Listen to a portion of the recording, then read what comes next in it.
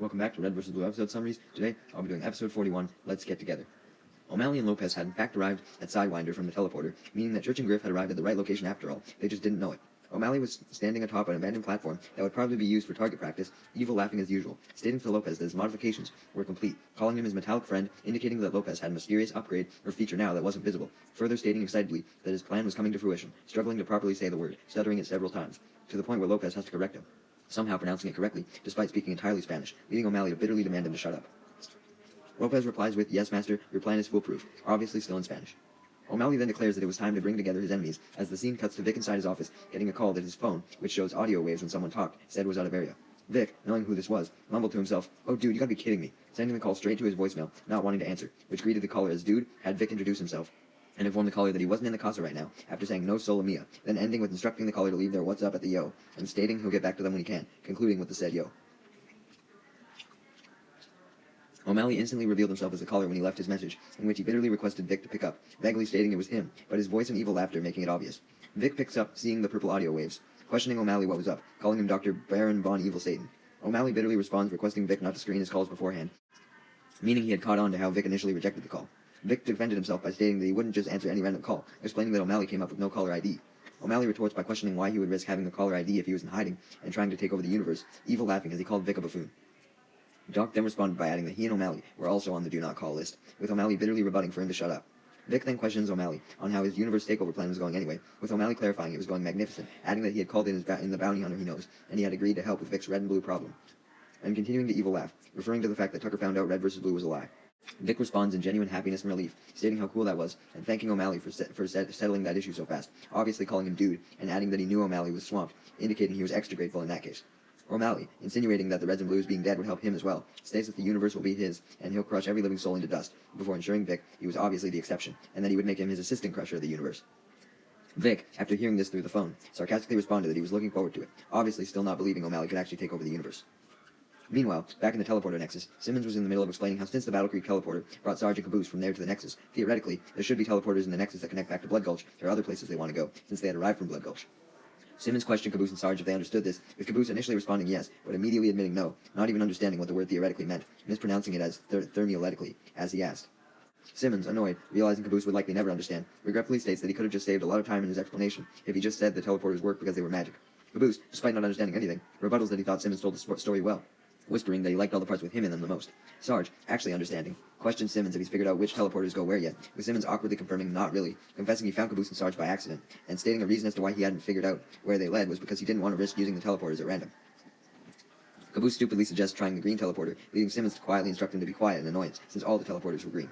Sarge then instructs that they have to find a way to contact the others, as Vic contacts him on his radio for some reason, calling him Sergeant Dude, and clarifying if he could hear him. Sarge simply responded by gasping Vic's name in shock, with Vic adding that he had some big news for Sarge. Meanwhile, back in Blood Gulch, Tucker had somehow managed to heal naturally, likely due to both time and Tex's help. He was currently standing with Donut, Tex, and Sheila, when suddenly Tex informed him that she had bad news, stating that she had picked up a feed on her radio, vaguely warning Tucker he'd been tagged.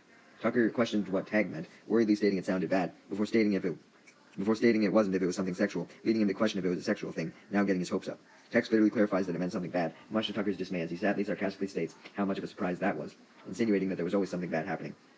Tex then reveals that the tag meant that someone had hired a freelancer to take Tucker out, questioning Tucker if he had any idea why this would have happened. Tucker, likely knowing it was due to him finding out Red vs. Blue was a lie, vaguely admitted that he couldn't say, leading Tex to accuse him of keeping secrets, but stating she found that attractive. Tucker excitedly asked for clarification if she really did, with Tex confirming, but adding only in already attractive people, insinuating that Tucker was not. Donut then asked Tex if she knew who was after him, with Tex revealing she did, likely from the feed, stating it was a guy she knew from freelancer training named Wyoming.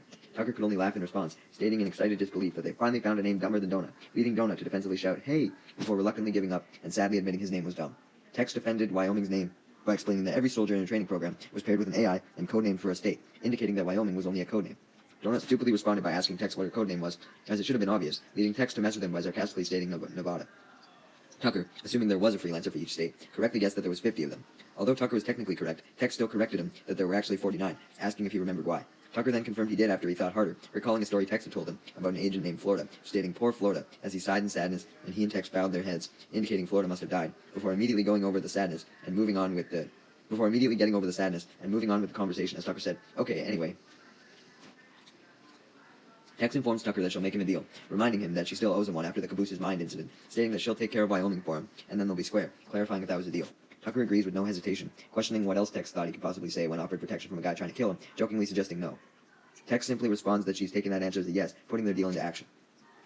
Meanwhile, back at the teleporter nexus, Sarge, now off the radio with Vic, shouted Eureka's hammer in excitement, stating he had an idea, remembering he had put a listening device into one of the robot bodies he built that was initially meant to spy on the Blues, but suggesting they could use it to find out where they are. Simmons questions which one had the device, reminding Sarge that one of them also had a huge bomb. This caused Sarge to laugh mischievously at the thought of it, but still seemingly having enough sense, as he admits that he should never turn that on, before immediately questioning if he actually should, so they could follow the enormous explosion and huge fumes of smoke it gave off, straight to the Blues, excitedly but racistly suggesting it would be just like a honing device, but Indian style. Simmons, not wanting to offend Sarge, politely corrects him that it would actually lead them to the giant hole-sized crater left behind from the Blues' death. Lying, that's what he assumed Sarge meant. Sarge admitted somewhat bitterly that, although it was crudely delivered, he understood Simmons' point, suggesting with finality that they should just go with the listening device idea. Simmons, still wanting to make sure he stays on Sarge's good side, enthusiastically states how great of an idea it was, with Sarge agreeing, pulling out a device from his armor that connected to the listening device and allowed him to hear what the bomb was picking up. Caboose then excitedly pleaded if he could press the button to turn it on, saying, "Make it go." Instead, with Sarge somewhat reluctantly obliging, "Just this once." Caboose responds with an ecstatic yay and goes over to Sarge and pushes the button, with Sarge affectionately chuckling to himself, calling Caboose a little rascal, indicating Caboose had grown on Sarge a little bit.